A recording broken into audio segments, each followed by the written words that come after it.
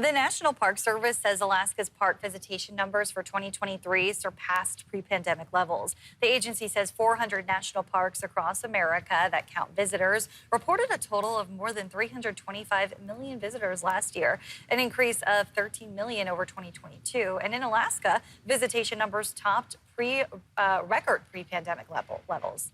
The NPS says Glacier Bay and Klondike Gold Rush National Parks were two of the top attractions last year. Glacier Bay welcomed more than 700,000 visitors, and Klondike Gold Rush saw more than 1.25 million people.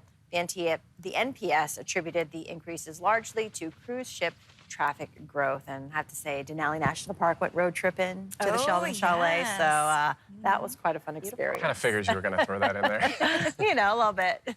That was a nice trip that you took. If you have any plans to get outdoors later today, we are expected to see some gusty conditions. Stay with us across South Central, really from the Aleutians through South Central and Southeast, even out towards Bethel, King Salmon, and Dillingham. We're going to see some of those gusty conditions staying with us. Max winds have been anywhere from about 25 to nearly 60 miles per hour. In fact, we have seen a 60-mile-per-hour wind gust in Seward.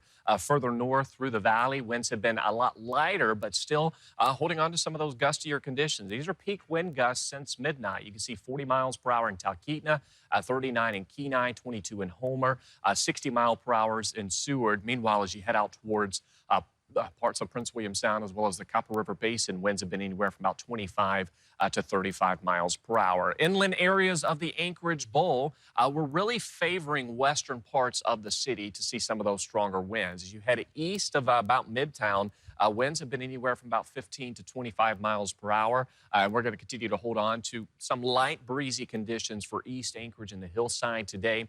So the good news is those northerly winds not expected to really impact you. In fact, northerly winds favor more of a southwest or western parts of South Central as we head through the remainder of today. We're going to see that once again. So down through western parts of the Kenai into the Anchorage Bowl, as well as out towards western parts of the Susitna Valley. We're going to hold on to those stronger wind gusts today.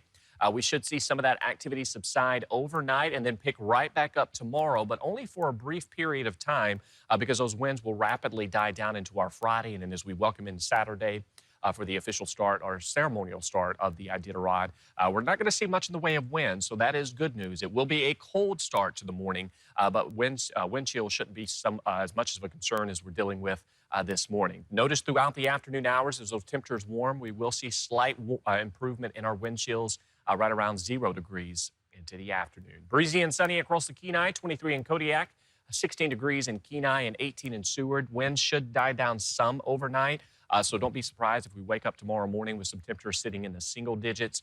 The past few mornings, winds have actually kept temperatures pretty elevated through the night. Once again, holding on to some windy conditions out near Whittier with gusts up to 65 miles per hour. 27 in Cordova, 6 degrees in Golcana. Windy conditions through the passes, so we're really going to see that favoring out towards Whittier, Thompson Pass, Valdez, holding on to that better potential for some of those northeasterly winds. Into the valley, some gusty winds staying with you as well. You can see Palmer dealing with those Matanuska winds with gusts up to 45 miles per hour. Meanwhile, as you head along the Parks Highway, those winds favoring more of a northerly track, where we're going to see those winds up to about 30 to 35 miles per hour. So gusty conditions staying with us through the remainder of the day. Below normal conditions continue as well. You can see into our Friday, windy conditions become more breezy as we head throughout the morning hours and then really subsiding Friday afternoon into the evening hours. Ceremonial start of the Iditarod, 14 degrees, coming off of a very cold morning, right around 0 degrees. And then the restart in Willow Sunday, we're going to begin to see an increase in clouds. It's going to mark the return to those 20s through most of next week. All right.